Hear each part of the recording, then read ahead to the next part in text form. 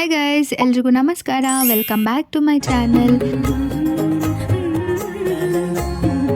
ಇದು special vlog, Varamahalakshmi ವ್ರತ ಹಬ್ಬದ ವ್ಲಾಗ್ ಆಗಿರುತ್ತೆ.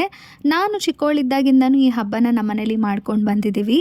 ಮದುವೆ ಆದಮೇಲೆ ಇದು ನನಗೆ 4ನೇ ವರಮಹಾಲಕ್ಷ್ಮಿ ವ್ರತ ಅಂತ ಹೇಳ್ಬೋದು. ನನಗೆ ತುಂಬ ಇಷ್ಟವಾಗಿರೋ ಹಬ್ಬ ಇದು. ಹಬ್ಬ ಅಂದ್ರೇ ಫಸ್ಟು ಮನೆ ಕ್ಲೀನಿಂಗ್, ಅದರಲ್ಲೂ ಅಮ್ಮನವ್ರನ್ನ ಮನೆಗೆ ಕರೆಸಿ ಕೂರಿಸ್ತೀವಿ ಅಂತ ಅಂದಾಗ ಮನಸ್ಸು ಮತ್ತು ಮನೆ ಶುದ್ಧವಾಗಿರಬೇಕು. ನಮ್ಮ ಮನೆಯಲ್ಲೂ ಕ್ಲೀನಿಂಗ್ 1 ವಾರ ಮುಂಚೆಯಿಂದನೇ ಶುರುವಾಗಿತ್ತು. ನಾನು ಬಾಳೆದಿಂಡು ಯಾಕೆ ಈ ಥರ ಇಟ್ಟಿದ್ದೀನಿ ಅಂದರೆ, ನಮ್ಮ ಮನೇಲಿ ಈ ಹುಡುಗಿ ಇದ್ದಾಳಲ್ವಾ, ಕಚ್ಬಿಡ್ತಾಳೆ ಅಂತಂದ್ರೂ. ಸೊ ಹೂನ ಎಷ್ಟು ಹುಡುಕಿದ್ರೂ ನಮ್ಮ ಮನೆ ಹತ್ರ ಬಿಡಿ ಹೂ ಸಿಗಲಿಲ್ಲ.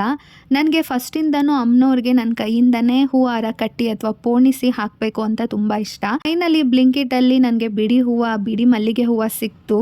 ತುಂಬ ಫ್ರೆಶ್ ಆಗಿ ಇತ್ತು ಕೂಡ. ನಂತರ ಫ್ರೆಶ್ ಅಪ್ ಆಗಿಬಿಟ್ಟು ನಾನು ದೇವ್ರ ಸಾಮಾನೆಲ್ಲ ತೊಳ್ಕೊಂಡು ಕ್ಲೀನ್ ಮಾಡಿ ದೇವ್ರ ಮಂಟಪನ ರೆಡಿ ಮಾಡಿದೆ. ನಾನು ದೇವ್ರನ್ನ ಕೂಡಿಸೋದು ನಮ್ಮ ದೇವ್ರ ಗುಡಿನಲ್ಲೇ, ಅದಕ್ಕೋಸ್ಕರ ನಾನು ಹಿಂದಿನ ದಿನನೇ ಎಲ್ಲ ರೆಡಿ ಮಾಡ್ಕೊಳ್ಳೋದು. ಮಾವಿನ ಎಲೆ ಕೂಡ ಸಿಕ್ಕಿತು. ಮಾವಿನ ಎಲೆನಲ್ಲೂ ಕೂಡ ನಾನು ತೋರಣ ಕಟ್ಟಿದ್ದೀನಿ.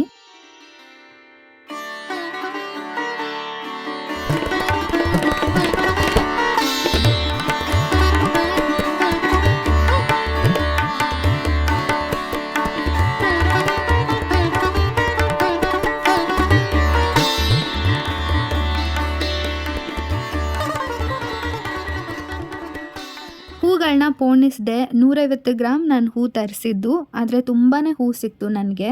ತುಂಬ ಚೆನ್ನಾಗಿ ಬಂದಿತ್ತು. ಆ್ಯಂಡ್ ಹಾರನೂ ಈ ಥರ ರೆಡಿ ಮಾಡಿದ್ದೆ ನಾನು.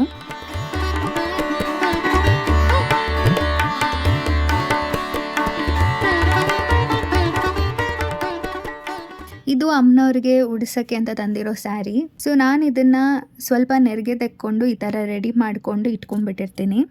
ನನಗೆ ನಮ್ಮಮ್ಮ ಹೇಗೆ ಮಾಡ್ತಿದ್ರು ಹಾಗೆ ಕಲ್ತ್ಕೊಂಡು ನಾನು ಮಾಡ್ತಿರೋದು. ನಮ್ಮಮ್ಮ ಯಾವಾಗಲೂ ಬೆಳಿಗ್ಗೆ ಬ್ರಾಹ್ಮಿ ಮುಹೂರ್ತದಲ್ಲಿ ಪೂಜೆ ಮಾಡ್ತಿದ್ರು, ಅಂದರೆ 6 ಗಂಟೆ ಒಳಗಡೆನೆ ಮಾಡ್ತಾಯಿದ್ರು.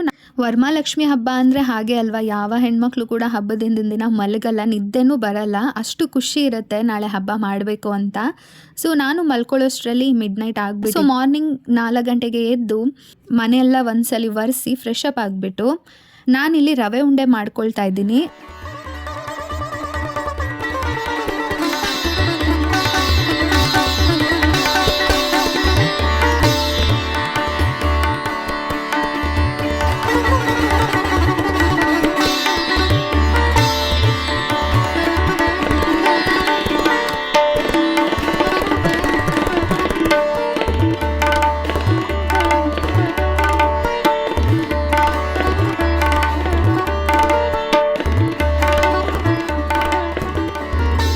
ಈ ಥರ ಬಂದಿತ್ತು ನಾನು ಉಡ್ಸಿದ ಸ್ಯಾರಿ.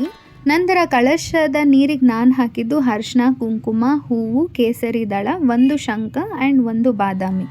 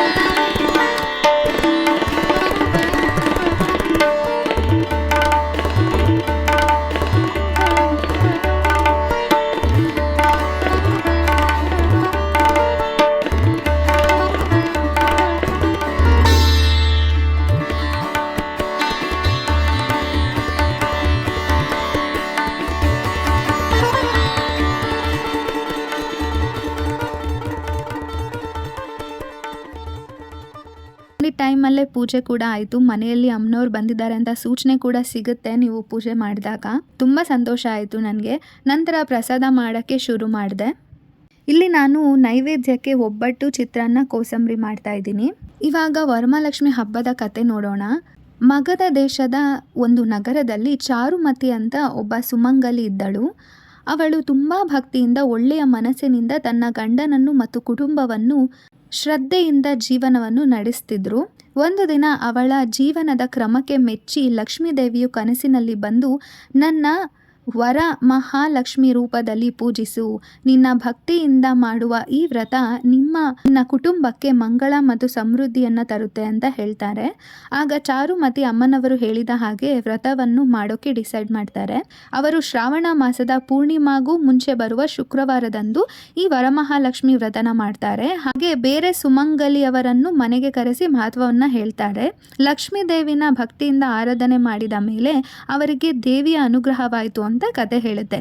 ಈ ವ್ರತದಲ್ಲಿ ಲಕ್ಷ್ಮೀ ದೇವಿಯು ವರಮಹಾಲಕ್ಷ್ಮಿಯಾಗಿ ಬರೋದ್ರಿಂದ ವರವನ್ನು ಕೊಡುವ ಲಕ್ಷ್ಮಿ ಅಂತಾನೆ ಪೂಜಿಸಲಾಗುತ್ತೆ. ಪ್ರಸಾದ ಇಟ್ಟು ಪೂಜೆ ಮಾಡಿದ ನಂತರ ನಾವು ಸ್ವಲ್ಪ ಹೊತ್ತು ಈಚೆ ಇರ್ತೀವಿ, ಅಮ್ಮನವರಿಗೆ ನೈವೇದ್ಯ ಸ್ವೀಕರಿಸಲಿ ಅಂತ. ನಂತರ ಬಾಗಿಲು ತಟ್ಟಿ ಒಳಗೆ ಬರ್ತೀವಿ.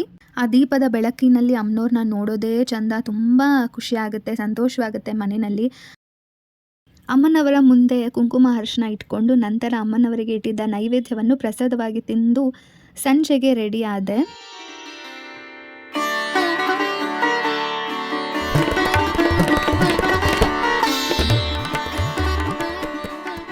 ಸಂಜೆ ಪೂಜೆಗೆ ನಾವು ಬೆಲ್ಲದ ಪೊಂಗಲ್ ಮಾಡಿದ್ವಿ, ಅದನ್ನಿಟ್ಟು ಅಮ್ಮನವರಿಗೆ ಪೂಜೆ ಮಾಡಿದ್ವಿ.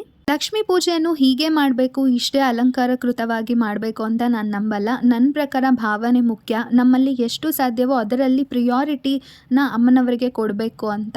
ಕಠಿಣವಾದ ಶ್ಲೋಕ ಗೊತ್ತಿಲ್ಲದೆ ಇದ್ರೂ ಅಮ್ಮನವರಿಗೆ ಒಂದು ನಾಮ ಜಪ ಮಾಡಿದರೆ ಅದನ್ನು ಮನಸ್ಸಿನ ಭಾವದಿಂದ ಮಾಡಬೇಕು ಅಂತ ನನ್ನ ನಂಬಿಕೆ. ಸೊ ನಿಮ್ಗೇನು ಅನಿಸುತ್ತೆ ಅಂತ ಕಮೆಂಟ್ ಮಾಡಿ. ಎಲ್ಲರಿಗೂ ವರಮಹಾಲಕ್ಷ್ಮಿ ಹಬ್ಬದ ಹಾರ್ದಿಕ ಶುಭಾಶಯಗಳು. ನಿಮಗೆ ಈ ವ್ಲಾಗ್ ಇಷ್ಟ ಆಗಿದ್ರೆ ಲೈಕ್ ಮಾಡಿ. ಮತ್ತೆ ಮುಂದಿನ ವಿಡಿಯೋದಲ್ಲಿ ಸಿಗೋಣ. ಅಲ್ಲಿ ತನಕ ಟೇಕ್ ಕೇರ್. ಜೈ ಶ್ರೀರಾಮ್.